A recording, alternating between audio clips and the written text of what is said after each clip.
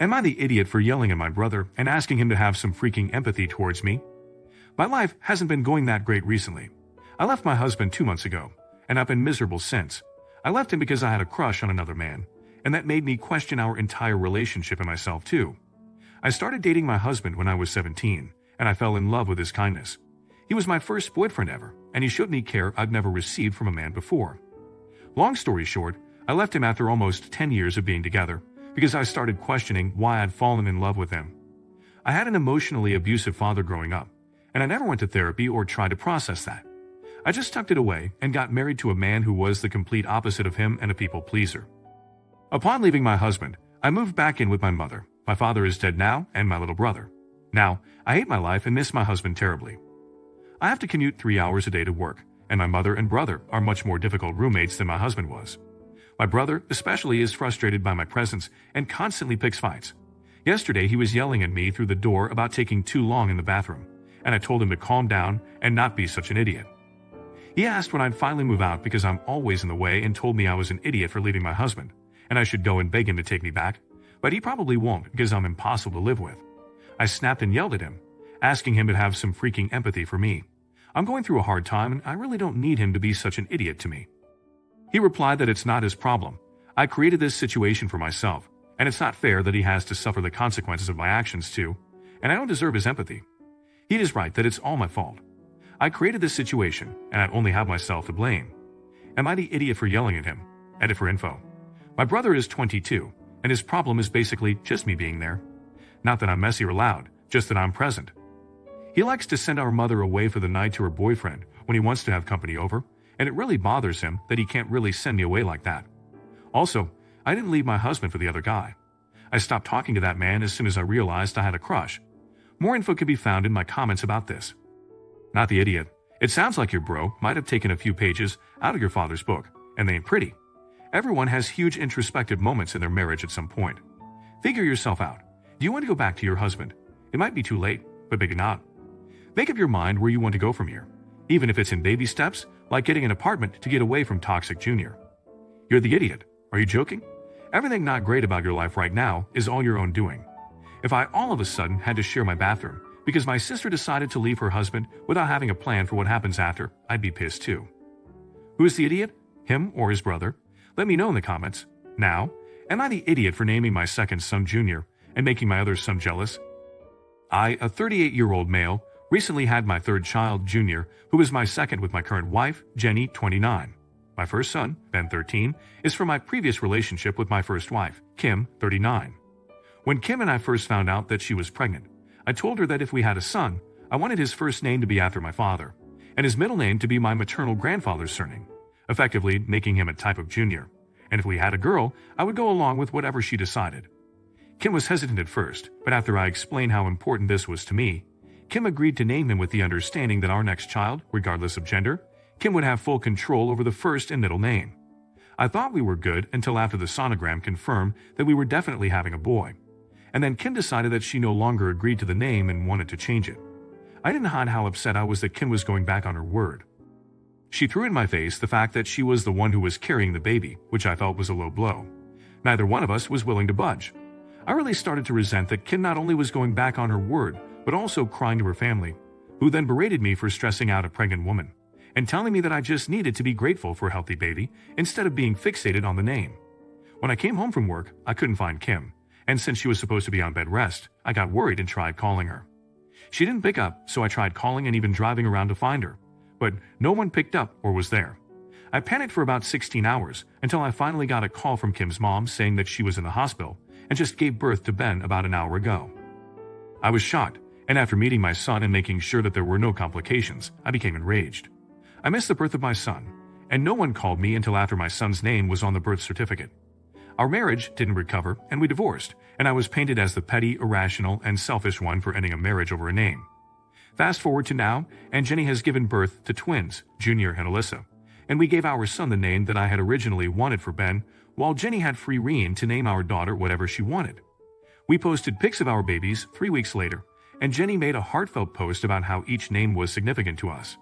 Ben saw the post, and I guess he was a little upset at how meaningful and familial his brother's name was because he asked me why I didn't give him that name.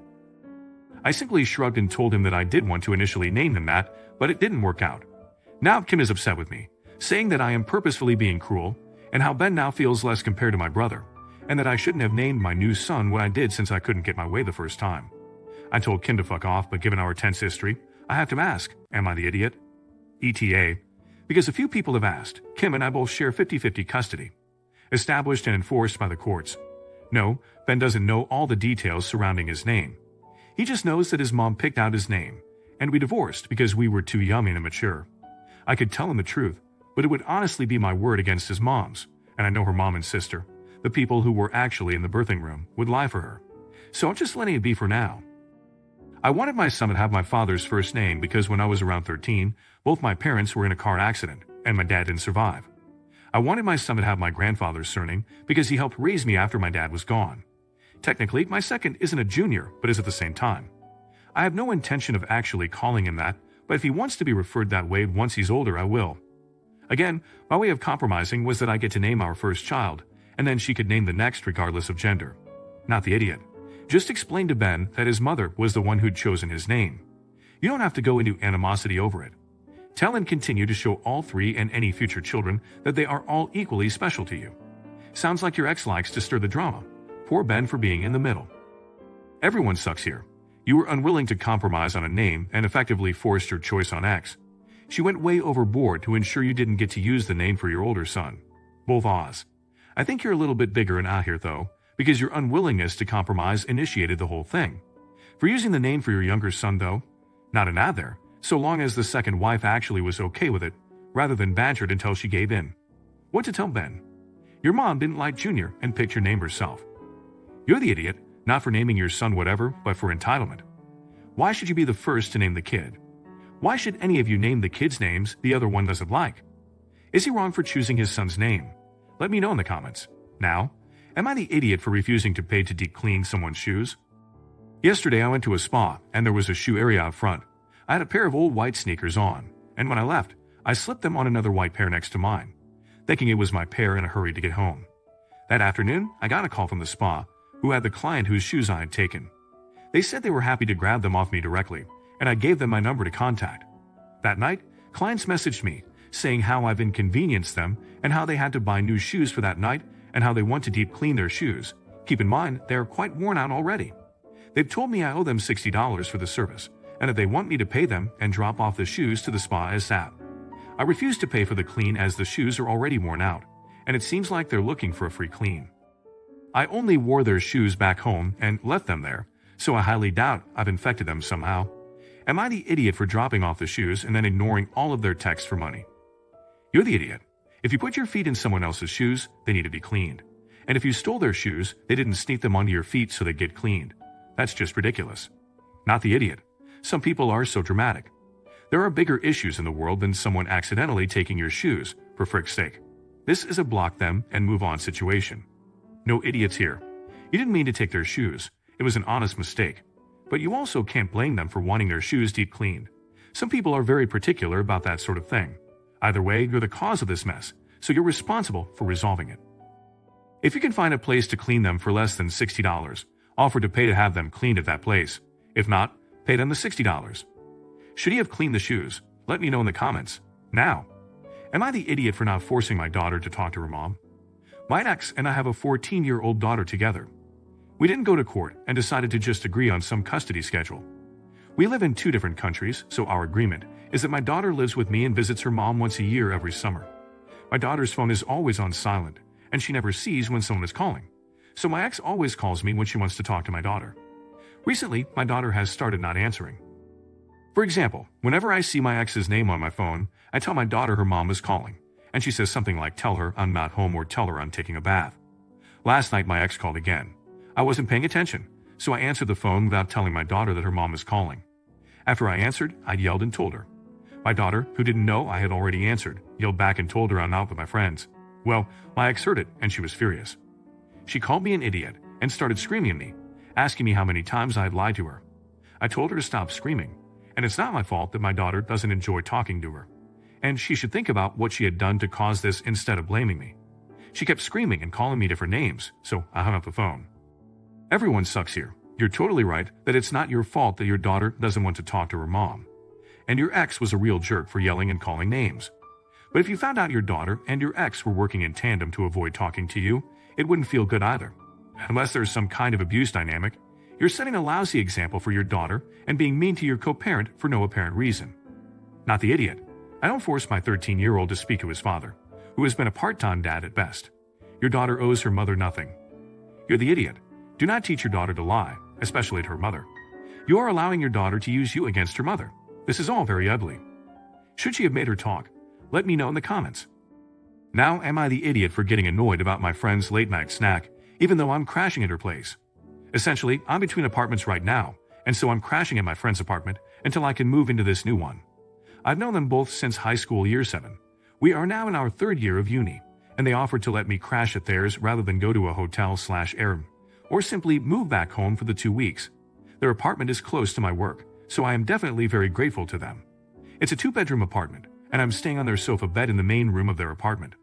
Essentially, one of my temporary roommates, let's call her Jess, comes home from work at 1 a.m.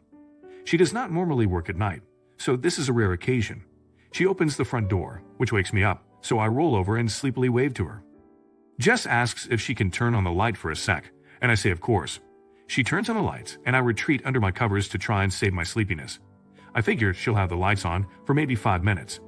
Just FYI, I am completely fine and happy with everything so far. So she then grabs some cheese and crackers from the fridge, and then proceeds to sit down and eat them. I was a little baffled because I'm clearly trying to sleep, but figure I did let her turn the lights on. Plus, she is doing me a favor letting me crash at theirs, so I don't say anything. She then proceeds to eat these incredibly slowly while scrolling on her phone. It takes her a little over 30 minutes. The sofa bed is genuinely maybe a meter from the dining table, so I'm laying there, head under the covers, tossing and turning every now and then, all while I can hear her mouth noises and her giggling at her phone. I knew she was a slow eater. I knew she was a noisy eater. But I figure it's 1 a.m. and I am clearly trying to sleep. Why would you not just eat in your room? Or at least eat faster? Technically, why did you even need the room lights on? If the roles were reversed, I probably would have used my flashlight on my phone and then headed to my room. But I was trying to be considerate because it's her apartment. Finally, she gets up after 30 minutes, and she turns off the light after refilling her filtered water jug. So now I'm laying in the dark with the sound of dripping water as the jug filters the water. I'm typing this only a few minutes after this happened, and I doubt I'll say anything to her, but I genuinely can't sleep. Partially because of being woken up, but largely because I can't stop thinking about it. Was that not kind of rude and inconsiderate? Or am I crazy? It's not a big deal or friendship ending, but I'm genuinely curious as to whether I'm the only one who would never do something like that. Am I the idiot? Edit. Y'all, to clarify, I am truly not that annoyed. Simply a little confused, as in my mind, I just act differently when I have guests in my home. Definitely can see how ITA, though. That's kind of the reason I thought of posting this.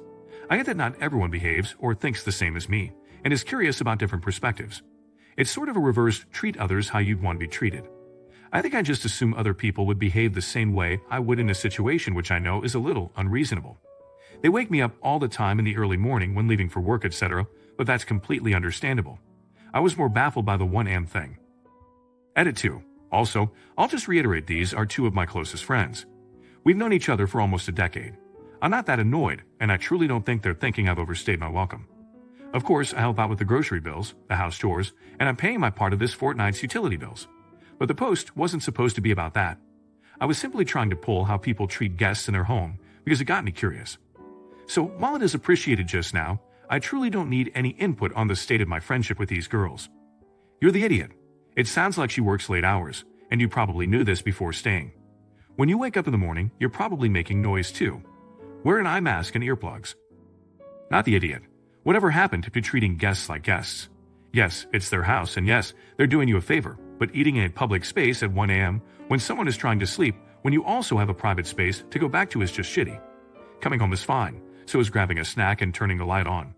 Continuing to keep the light on and make noise at that time of night is rude regardless of whose property it is.